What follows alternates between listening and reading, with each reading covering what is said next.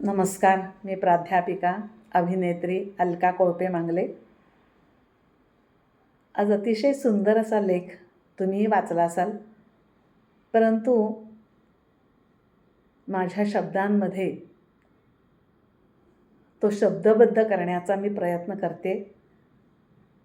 अगदी विचार करण्यासारखा लेख आहे की आपलं बालपण आणि आत्ताचं काही मुलांचं, ह्या सगळ्या मुलांचं बालपण याच्यावर आधारित हा लेख आहे.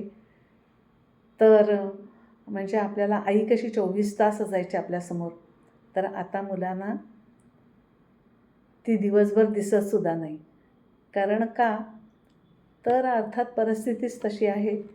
सर्व्हिस करणाऱ्या आई असल्याकारणानं त्यांना आई खरं म्हणजे भेटतसुद्धा नाही. तर अशावर आधारित असा हा लेख आहे. स्मृतिगंध.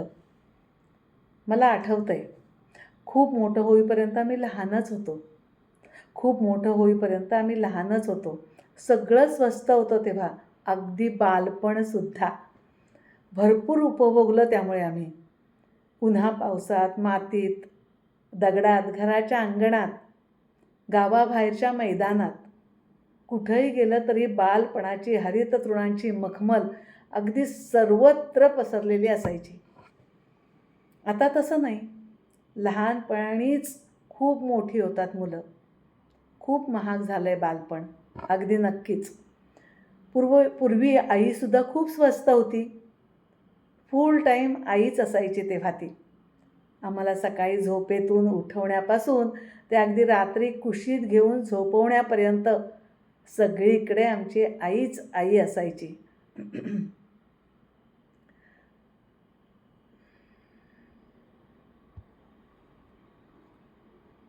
आता मम्मी थोडी महाग झाली आहे. जॉबला जाते हल्ली. संडेलाच ती आम्हाला भेटते. मित्रसुद्धा खूप स्वस्त होते तेव्हा, खरंच. हाताची 2 बोटं त्यांच्या बोटावर टेकून नुसतं बट्टी म्हटलं की कायमची दोस्ती होऊन जायची. आठवतं आहे ना तुम्हाला सगळं हे? शाळेच्या चड्डीत खोचलेला पांढरा सदरा बाहेर काढून त्यात ती ऑरेंज गोळी गुंडाळायची आणि दातानं तोडून अर्धी अर्धी वाटून खाल्ली की झाली आमची पार्टी. आता मात्र घरातून वॉर्निंग असते, डोंट शेअर युअर टिफिन असं अगदी आईनं निक्षून सांगितलेलं असतं. मैत्री बरीच महाग झाली आता. हेल्थला आता आरोग्य म्हणण्याचे दिवस होते ते. सायकलचा फाटका टायर आणि बांबूची हातभर काठी एवढ्या भांडवलावर अख्ख्या गावाला धावत फेरी घालताना तब्येत खूप स्वस्त मस्त होती आपली.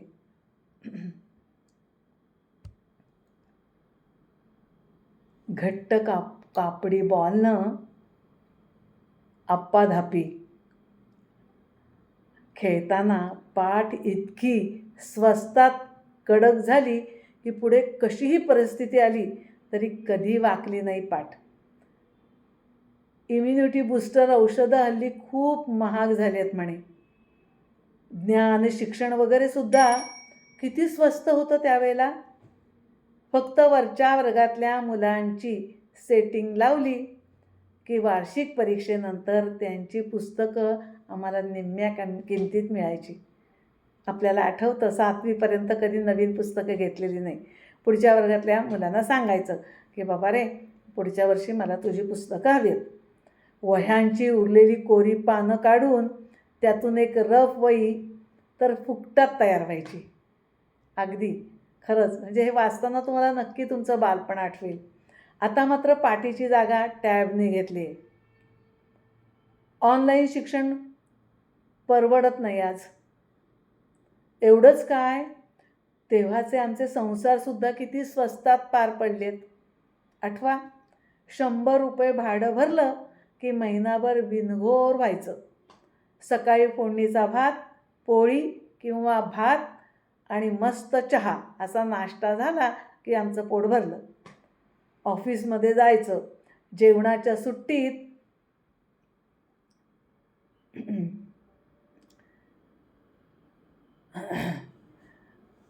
जेवणाच्या सुट्टीत आईनं काही दिलेला डबा असेल किंवा बायकोनं काही दिलेला डबा असेल तो मस्त खायचा.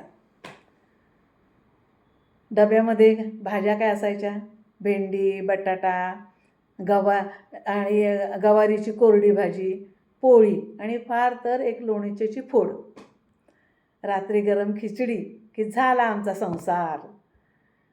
ना बायको कधी मागायची, ना पोरं कधी तोंड उघडायची हिम्मत करायची नाही. आज सगळं विचित्र दिसतंय आपल्या भोवती. लिव्ह इनपासून ते डायवोर्स, सुसाईडपर्यंतच्या बातम्या आपण रोज बघतोय. मुलं बोर्डिंगमध्येच वाढत आहेत. सगळं जगणंच महाग झालं आहे खरंच. काल परवापर्यंत आपण असं म्हणत होतो, पण ही मुलंसुद्धा आता इतकी मोठी झाली आहेत, त्यांना हे बालपण आम्ही सांगायला गेलो ना तरी त्यांना हसायला येतं. पण हा जो काही आपला आणि या पिढीचं हे जे काही आहे ते फार विचित्र आहे की आपण खरोखरच खूप नशीबवान होतो म्हणून असं जीवन आपण जगत होतो. आता मात्र हे जगणं फार महाग झालं आहे, हे नक्कीच. धन्यवाद.